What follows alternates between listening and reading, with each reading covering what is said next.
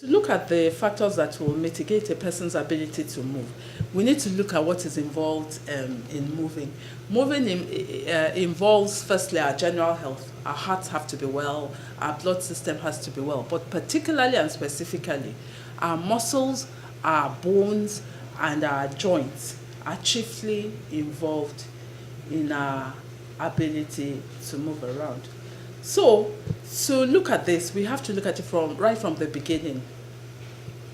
A young person, a child, can actually begin to show signs that they're going to encounter difficulties in being able to move. So if you have a child who has pain in one limb or the other, who has abnormalities, distortions in their appearance, of their bones, of their joints, of their legs. One is shaped funny. There's a K leg, there's a bow leg. All these are very important in somebody's ability to move and will affect them even later on in life. So even if people say, oh, no, the grandmother, had that sort of shape as well, have somebody look at it. No matter how mild that abnormality looks to you, a K leg, a bow leg, have a specialist take a view at it. Also, another thing is nutrition, right from childhood. You know how we emphasize exclusive breastfeeding. Breast milk has a lot of calcium, has everything a child needs to move. But even people who can't be breastfed need to have enough milk so that calcium is adequate, protein is adequate, muscles form properly, bones form properly, and joints form properly. We also need to have enough fruits and vegetables and plenty of air, fresh air and sunlight. Remember, we talk about vitamin D in sunshine. Sunlight is important. If you keep a child covered up all the time inside, they may actually have problems with calcium and then later on with bones and all that. So that's all important. It's important to get children moving around. So sports is important in them. A child who is active, who moves around a lot, does sporting activity, does music, develops holistically. They form strong muscles for later life, stronger bones as well, so that later on you're less likely to have thinning bones and all. And remember that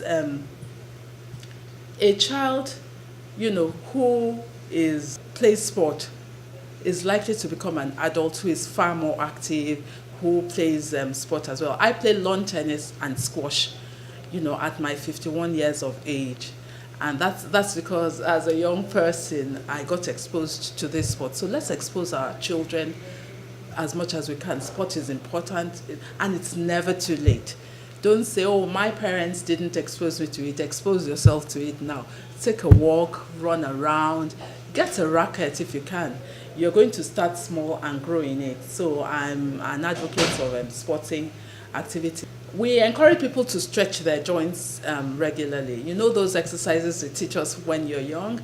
You turn to the left and to the right, and you do all that. You touch your toes and all. They go a long way in making us mobile for later on in life. At the same time, don't overdo it.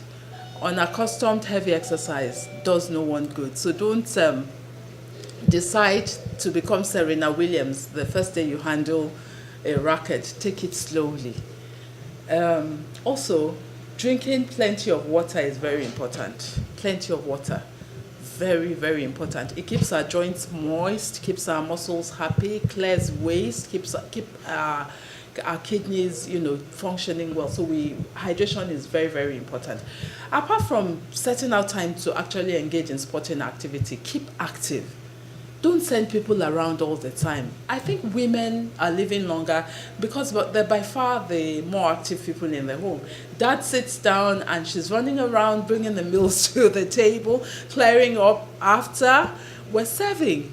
But hey, guess who's getting, helped the most? That's just a diversion. But keep active. Use your stairs when you can instead of the lifts. Do all you can to keep really active. Sleep hygiene is very important. People who don't sleep enough and who don't sleep well enough are more likely to have accidents. One, and then apart from that, the muscles need to recover, rest, the body needs to rejuvenate. A lot of that happens during sleep. So those are some of the factors that quickly come to mind when I look at things that help keep us mobile, moving all through our lives.